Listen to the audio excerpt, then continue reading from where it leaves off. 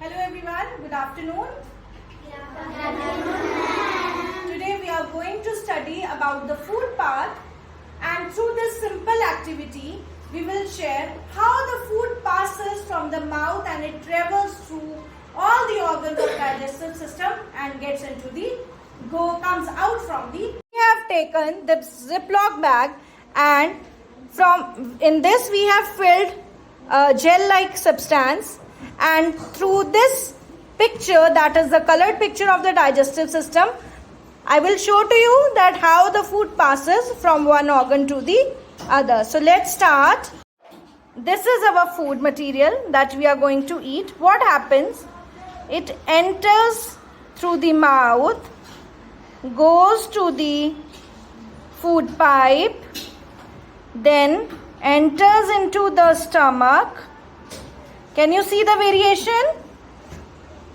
And then it comes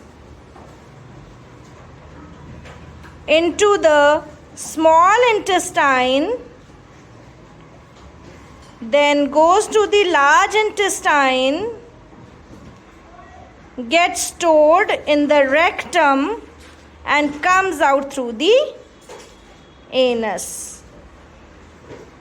So dear children, now you know the food path? Yes. So okay, now you will be telling me food enters through the mouth. Then it goes to the food pipe. After food pipe? Stomach. Then?